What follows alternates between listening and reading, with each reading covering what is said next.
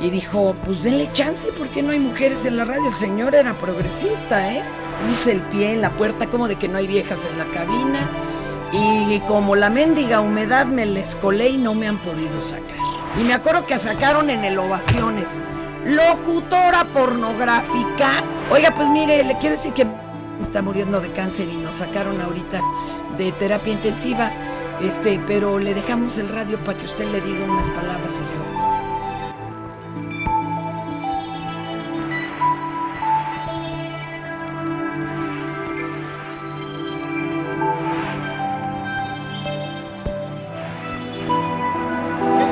¿Cómo están? Muchas gracias por volvernos a ver en este medio a través de esta conexión. La Academia Mexicana de la Radio, como siempre, le tiene a las personalidades que han forjado este medio, que han dejado huella ya indeleble. Y la persona que tenemos el día de hoy, créamelo, que seguramente usted la ha escuchado, la ha visto, la ha leído, o indirectamente en otros programas, en todos lados. Productora, directora, guionista, ¿a qué más le haces? Creo que te has subido al tubo, ¿no? Te has movido de un lado para otro. Es una mujer que está en el barrio, que está con la gente desde que comenzó en la radio. Ya sabe de quién le hablo. ¿De quién más? De Fernanda Tapia. Fernanda, ¿cómo estás? Gracias por estar con nosotros. ¿Qué tal? ¿Qué tal? Un beso tronador.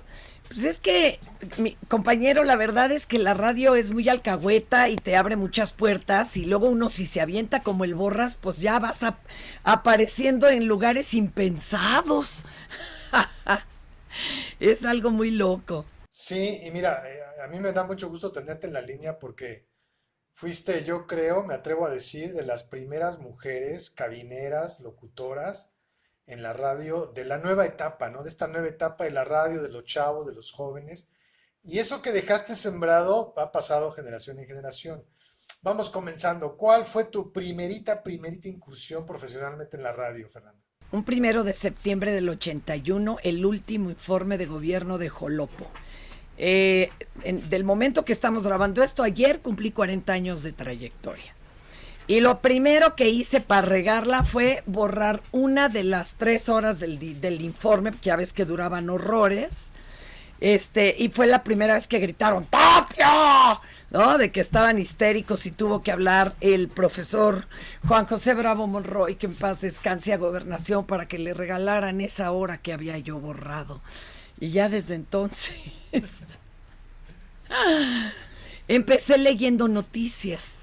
Me abrieron la puerta, no había chavas en cabina comercial, de ninguna, ni FM, ni AM. Digo, estaba evidentemente Radio Educación, que era otra cosa, y Janet Arceo con el programa para la mujer. Pero no cabina comercial. Mujeres cabineras las habían corrido a todas de radio femenina. Era tanto los estereotipos que hasta Radio Femenina, su identificativo era un perico. Radio Femenina, o sea, dices, qué pacho, ¿no?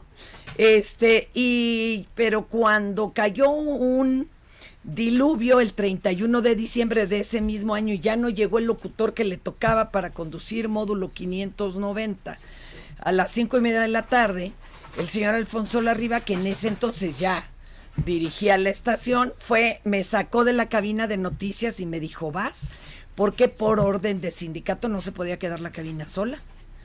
Y yo dije, ¿cómo vas así? Ahora sí que no me invitó ni un café y ya, pues ya.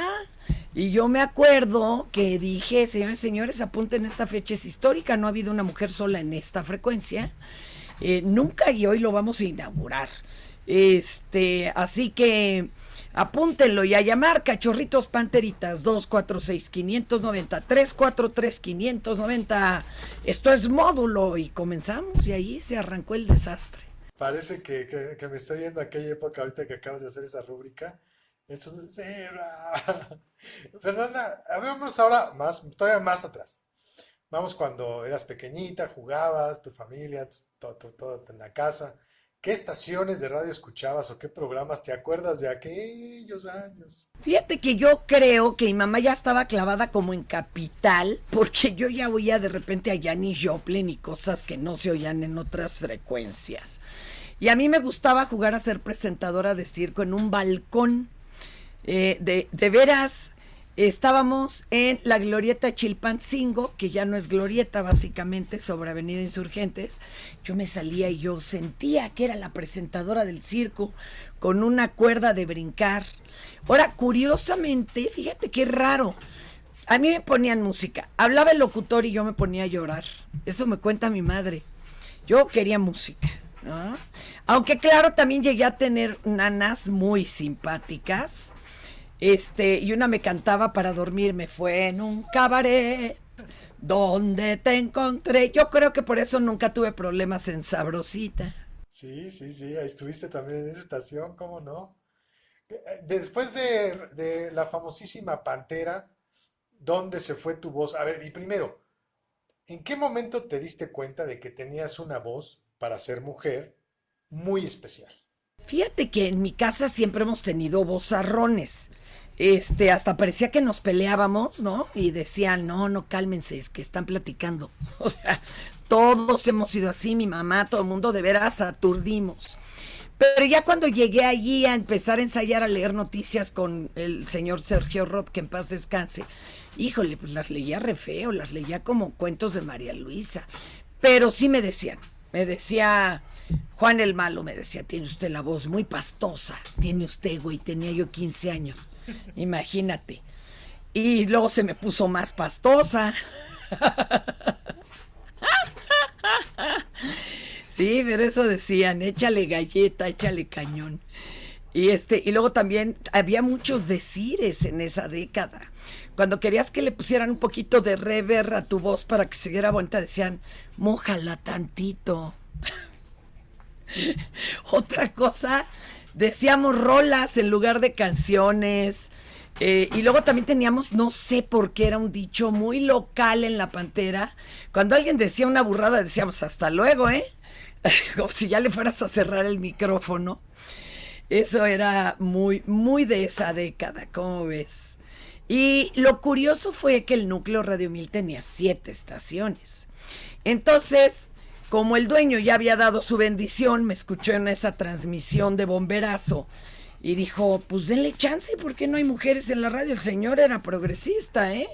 El señor Guillermo Salas Peiro era muy progresista y todos pusieron cara como de, pues quién sabe, ¿verdad? Quién sabe, pero la verdad es que había un estudio hecho en Estados Unidos en donde decía que nos ganaban los sentimientos, nos afloraba el sentimiento y que no podíamos ser profesionales. Hazme el refabrón, cabor.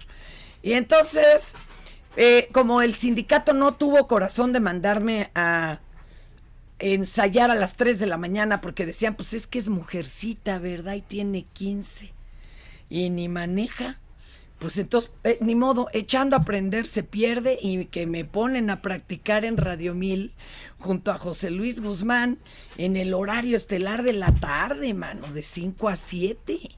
Entonces era una locura, en lugar de que él me hiciera entrar en la horma, no, yo lo descontrolé y ya era un desmadre esa transmisión. Pero yo ahí aprendí, por ejemplo, que en ese entonces, amigos míos, había una serie de convenios aquí mentales. El operador sabía que yo quería mandar a comerciales cuando daba la hora, ¿no? Decía, sigan en Radio 1000, 5:15, y entraba, ¿no? En Radio 1000, o que él me ponía los calzones de los discos, que era la funda de los sencillos, que además era papel Revolución o Estraza, era una cosa así, porque ya andábamos en crisis, compa. Y ahí leíamos el nombre, el título, pero en Radio 1000 sobre todo se decía también el compositor. Cuidábamos mucho que no se perdiera la tradición de decir quién fue el compositor. En inglés era la cosa más difícil, ¿no? Además lo guachaguachábamos poca madre porque todavía no llegaban esos locutores que hablaban. No, pues acá hablábamos como podíamos el inglés y siempre resultaba bastante cucho. Y entonces yo me empecé a diversificar porque me decían, ahora échate un turno acá y ayúdanos por acá. Y entonces en Radio Onda me empecé a echar la onda de las marchantas. Luego en Sinfonola estuve también un rato y allá se transfirió la hora de los mercados. Luego tuve ahí también otra muy chistosa que era Mi Media Naranja y era para juntar parejas cuando no había redes sociales, papá. Entonces era muy chistoso lo que solicitaban. Solicitaban pues que fuera el caballero atento, cariñoso, trabajador, limpio, honesto. La mujer igual, trabajadora, limpia, honesta, cariñosa, ya sabes. Cuando llegué a ver que el programa existía 20 años después, no, ya se anunciaban para tríos, para swinger, así decían, mente abierta. Yo decía, ¡ay, cómo ha evolucionado! ¿Cómo ha evolucionado esto? Y claro que me aventé ahí. Bueno, estuve hasta en transmisiones de Stereo 1000, la de música clásica. Luego cambiaron, La Pantera se volvió Espacio 59 con el rock en español. Y Rock 101 ya también había nacido, pero ese era el rock en inglés. Y ya sabes, ya teníamos crisis energética, las estaciones de radio solitarias se empezaron a juntar porque solas no sobrevivían. Televisa los exprimía pagando planes anuales de comerciales y no dejaba nada para el radio. Vamos, pasaron muchas cosas. Después se hizo en vivo la FM, ¿no? En la misma W, ¿no? Que estaba este señor Víctor Manuel Luján. Y luego ya se dieron un entre Rock 101. Luego yo llegué a Radioactivo. No era común que una persona trabajara en 2 grupos radiofónicos diferentes. Yo lo hice porque también se preguntaron los dueños, ¿por qué no?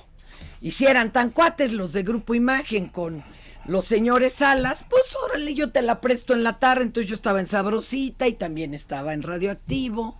Ya entonces empezaba a hacer pininos para El Consumidor, que estuve desde el programa de Radio 1 del Consumidor, y luego me hacían hacer cosas de tele esporádicamente. Y me convertí en la voz de Canal 11, y un día me llamaron de abajo de Diálogos a hacer un casting, un programa y un casting. Y pues me quedé porque luego me enteré que mis fans de ahí del equipo habían citado mal a la modelo para que no llegara a la hora del casting. Y luego fíjate que la directora de ese entonces, bien curiosa, nomás preguntó 2 cosas. No es morena, ¿verdad? Le dijeron, no, la nueva conductora no es morena. ¿Tiene buena voz? Sí. Pero nunca preguntó, ¿es guapa? ¿Le sabe? No. Lo demás no lo preguntó y pues ya se fregaron. Y ya me metieron ahí, pero yo seguía en el radio y seguía, ¿no?, balanceando eso. ¿Cómo ves? No, pues a todo dar, ¿no? La historia que nos cuentas es maravillosa, por eso estás aquí, porque formas parte de estas personalidades de la radio en México. Tú formaste parte de una generación de jóvenes conductores y de una generación de radiodifusoras que se atrevió a empezar a meter programas para jóvenes, como que en aquel entonces como que nos tenían miedo. ¿Cómo fue ese proceso, Fernanda? Pues yo creo que ya venía La Pantera. La Pantera era estación para jóvenes, pero vamos a decirle los fifís. Si hubiera sido ahora, hubiera sido para los fifís. Y porque acuérdense que en FM no había nada en vivo en ese momento, todo era M. Capital y Radio Éxitos eran más barrio, eran más, no existían los chairos, pero eran más barrio, digámoslo así. Entonces, por ejemplo, Jaime Curt y Jorge Alberto Aguilera al habla, ya sabes, ellos eran los galanes de la radio. Y cuando esto brinca a hacer rock en español, entonces sí se abre a muchas cosas. Por ejemplo, otra que acuñé, no porque supiera, sino porque no sabía de otra, pues como no sabía conducir correctamente radio, lo hacía como podía. Entonces sabe el lenguaje que podía y hablaba de lo que se me antojaba y rompió un poco junto con el rock en español la esquizofrenia de que en el radio se hablaba de una forma, la voz de América gelatina, ¿verdad? Y los locutores comían pechuga de ángel y yo empecé a hablar que tenía callo, que se me mojaron las patas en la inundación. Y se empezó a romper eso y no sabes cuántas pues por no decir multas, pedos, ¿verdad? Cuando pasamos las canciones como de Hombres G de Sufre, mamón, porque nosotros no las censurábamos. Y hablaban de Querétaro porque hasta allá se oía la Pantera, como diablos, no la censurábamos, ya sabes. Y me acuerdo que sacaron en el Ovaciones, locutora pornográfica, pero no sacaban mi foto, junto estaba la de la encuerada de la 3, ¿no? Entonces todo el mundo pensaba, ay, mira, la locutora de la Pantera está buenísima, pues ¿cuál, Juan? No era la misma cosa, pero hablaban de todo este lío, el lenguaje y de lo que se hablaba al aire. Digo, antes no podías decir, no tienes madre, o sea, o no, güey, eso no se decía. Teníamos que decir, uy, amátrida, ¿no? O sea, para que se oyera acá más chido, con bastante genialidad y creatividad. Ya después lo interesante ya no estuvo ni siquiera en las palabras que se decían, sino los contextos. En Radioactivo tenía mucho que ver la tecnología y el peso de las ideas. Ahí como que arribó la tecnología de W Radio y la filosofía de Rock 101, y entonces en Radioactivo se hizo un experimento muy chido. Ellos creían que transmitían para los fifís. Y sí, nos oía el hijo del presidente en turno. Yo tenía junta en jurídico todos los fines de semana. Pero más bien, sí nos oía mucha gente que pintaba, por ejemplo, en Tláhuac, los tinacos con el símbolo. Y entonces yo les decía, no mamen, o sea, esto no es radioactivo, es barrioactivo, cabrón. O sea, ubíquense, ¿qué están hablando de que una transmisión para un hotel que tenía Marina en Puerto Vallarta? No, güey, te va a llegar una trajinera de Xochimilco, les decía yo. Ya sabes que a mí nunca me ha dado pena enseñar el cobre. Yo me crié en el barrio del Mercado de Tacuba y no me da pena, y claro, también iba en el Cambridge. Pero pues también hay que ubicarse, ¿no? ¿Dónde está uno parado? De veras que escucharte esto, un deleite, Fernanda, porque recuerdo aquellos momentos y bueno, ahora que te veo en Puro Barrio, me lleva a esos instantes de cuando transmitías tus programas de radio, donde de verdad era un lenguaje coloquial y el lenguaje de todos los días que te conecta Total. directamente con la gente. Ahora, la radio te hace eso, ¿no, Fernanda? Te conecta, pero muy directo con la gente. Sí, y mira, antes contestábamos el radio directo, el teléfono. Amigos, amigas, nada de redes, nada de que teníamos a la señorita telefonista, no, hombre. Contestabas y salía al aire, y claro, salía luego cada cosa, porque luego no te daba tiempo de tantear la llamada, ¿a poco no? Y ya sabes de por quién vota, puta, te decían, y tú, ay, cabrón. Y yo dije, pues ese voto es para Michael Jackson, ¿cómo no? Y le componías al aire, porque salía cualquier cantidad de barbaridades, y te llegaban 10 propuestas matrimoniales, 100 de las otras. ¿A poco no, compa? ¿A poco no? Y luego eran recábulas los locutores varones. Citaban a la chamaca ahí en la recepción, se asomaban, no les gustaba y mandaban al operador para que mejor él intimara. Ay, no, pero eran unas historias muy chistosas.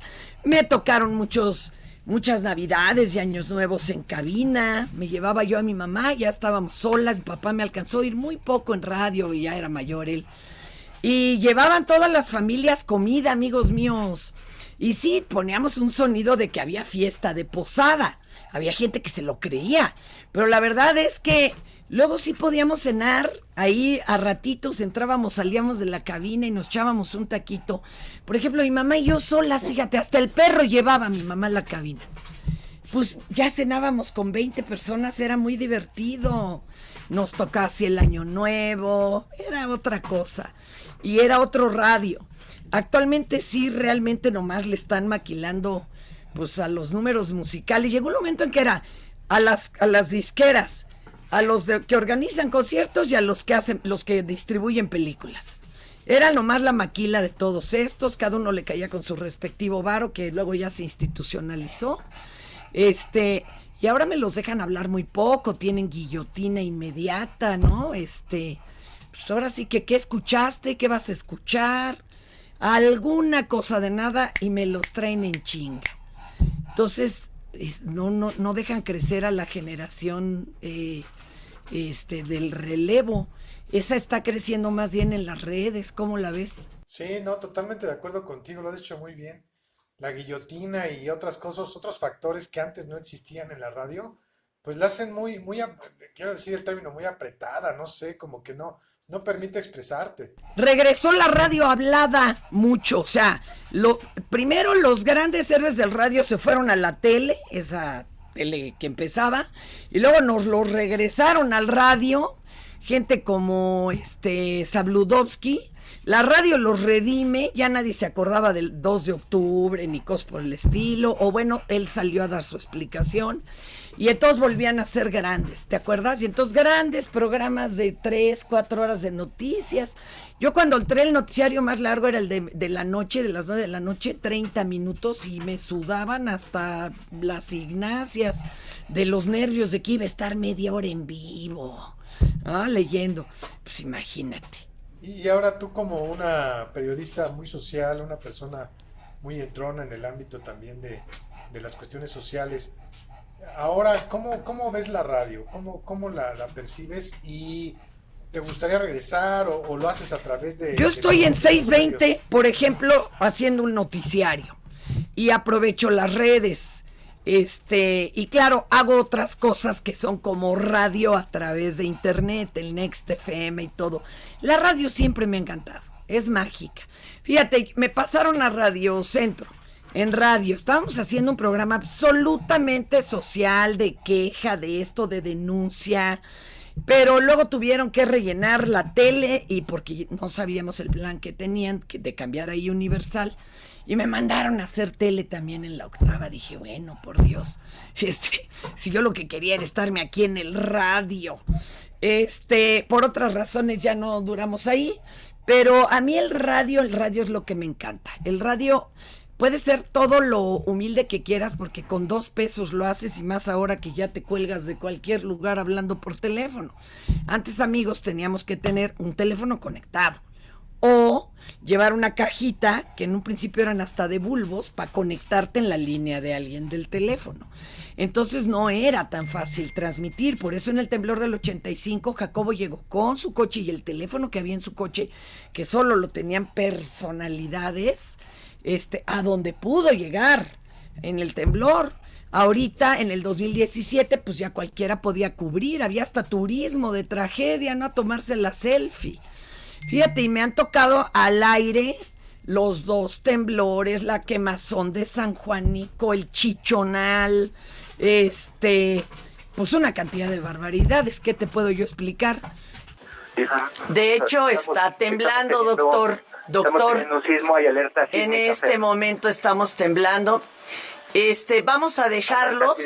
Es muy fuerte. Te dejo, Fer. Adelante, gracias, amigos. Con calma y a reaccionar como se nos ha indicado. Hay que conservar la calma, hacer precisamente todo lo que hicimos durante el simulacro, alejarnos de cristales. Y es el momento en el que estás ahí, en que la gente se volvían reporteros civiles porque te decían, señora, se está incendiando algo enfrente de mi casa. Yo me acuerdo que hasta se metió uno de los socios de Radio Vila a la cabina y me dijo, no hable de eso, no los alarme. A los 5 minutos ya me estaban diciendo que siempre sí, que me metiera con los de noticias a explicar el problema, ¿no? De San Juanico, por ejemplo. Sí, y llegó un momento, ¿te acuerdas cuando el problema de Cuauhtémoc Cárdenas y todo? Ya desde ese entonces la gente decía que le creía más al radio y a los medios impresos que a la tele, por ejemplo, ¿no? Digo, ahora ya se diversificó mucho y ya tenemos las redes, pero sí fueron otros momentos. Y con toda esa plataforma, con toda esa experiencia que tienes de trabajar en la radio y de hacer radio muy, muy, muy especial y muy diferente, de repente haces televisión. ¿Qué te llevas de la radio para hacer tu televisión, para hacer tus La programas? Espontaneidad, absolutamente. Y por favor, desearles que ya dejen de dar lata, que si la luz, que si el tirantito, que si el mechón. O sea, volver a romper esas formas, y ahí pues sale el almohadazo, ¿no? Por favor, Dios mío. Pero luego la gente que está haciendo radio y tele simultáneo, se le olvida que los del radio no están viendo y han perdido esa capacidad de narración que teníamos que hacer de lo que nosotros sí tal vez estábamos viendo. Y eso es muy desesperante también. Eso es muy desesperante de, sí, lo atropelló, pero nárrale, ahí vas tú en el radio peleándote en el coche, ¿no? Sí, se ha perdido un poco eso. Estuviste en la famosísima, o en la estación Radioactivo, que la verdad fue una estación que conectaba con todos los jóvenes. ¿Qué pasó? ¿Qué sentiste cuando de repente, adiós, bye bye? ¿Qué momentos importantes viste ahí en Radioactivo, Fernanda? Radioactivo nos tocó el cambio de siglo juntos, nos tocó que saliera el PRI de la presidencia y como era una estación sumamente contestataria, cada uno a su nivel de lo que quería ser contestatario, ¿no? Alguno era por las formas, el otro por lo político, el de acá en la sexualidad, hicimos varias veces radiosexo. La primera le habían impuesto una multa de más de 400,000 pesos al dueño. Nos llegó así el llamado de atención de Gobernación, pero nosotros juntamos a todas las organizaciones civiles que apoyaban esta apertura ya de la sexualidad, diciéndole a Gobernación, señores, perdón, pero sí fue un gran paso, ¿no? No tienen nada de qué espantarse. Y total que nadie pagó la multa. Pero sí, por ejemplo, sí fue eso algo muy transgresor, muy transgresor. En el segundo radiosexo fue un chavo a decirme que su mamá lo había corrido por llegar con una playera que decía radioactivo, radiosexo y tenía una banana, hijo, que le cortó la palabra sexo y que se tuvo que quedar a dormir en una mecánica de la esquina de su casa. Imagínate el peligro del chavillo. O sea, las personas no miden eso y todavía siguen con una bola de telarañas en la cabeza. Yo me acuerdo cuando salía en el almohadazo con unos escotazos y me decía la gente, no, yo no dejo que vea el programa mi hijo. Le digo, ¿qué? ¿Por los degollados que presento y la guerra del narco? No, por el escote, jefa. Pues que la canción. Nomás para que veas dónde está el juicio de valores del público, ¿no? Me imagino que te has encontrado a cualquier cantidad de personas que seguro intercambian contigo, oiga, esta parte del programa me encantó, oiga, esto me hizo cambiar. A ver, platícanos alguna de esas historias que nos encantan. Fans de la Pantera, chato. Y ahí sí ya no nos cosemos a primer hervor. ¿A poco no? Es una cosa bastante complicada. Y luego, por ejemplo, de diálogos sí me he encontrado mucha gente que me dice, gracias a ustedes yo vi que tenía tal enfermedad y me pude curar. Gracias a ustedes yo estaba a punto de suicidarme y me detuve. Fíjate, de las cosas más movedoras que me tocaron alguna vez, por ejemplo, en Sabrosita, que era otra así que oía todo mundo, sobre todo nuestros taxis y peceros, me hablan una vez como a las 7 de la mañana, 6 y algo, y me dice, pero sin medirle a la llamada, hola, ¿tú eres la Sabrosita? Sí, soy Fernanda. Oiga, pues mire, le quiero decir que está muriendo de cáncer y nos sacaron ahorita de terapia intensiva, pero le dejamos el radio para que usted le diga unas palabras. Y yo, ¿cómo? Yo no había entrado en diálogos, yo no sabía que existía la tanatología, no sabía que eran primeros auxilios emocionales. En ese momento hasta el operador le bajó al fondo, cabrón. Y me puse a hablarle en un silencio abrumador a una niña, desde mi ignorancia, desde mi emoción, desde lo que yo pensaba que podía suceder. La gente vio que se me estaban acabando las palabras y empezó a hablar el público. Papás, mamás, niños. Haz de cuenta que durante casi 45 minutos, donde no entró ni un comercial, ni una canción en una estación comercial, por favor, le ayudamos a una niña a hacer su maleta para un largo viaje. Y de repente veo que llega el jefe a esas horas de la mañana, él ya todo trajeado, y me dijo, ya acabaste. Y entran las noticias, ¿no? Y en ese silencio de la cabina, pero nosotros podemos bajarle a todo el volumen, escuchaba yo el aire acondicionado. Y en ese momento, yo ya llevaba 16 años al aire, hasta ese momento dije, sí, esto es lo que quiero hacer hasta el día en que yo me muera. acompañarlos. Qué bonita, qué gran anécdota, ¿eh?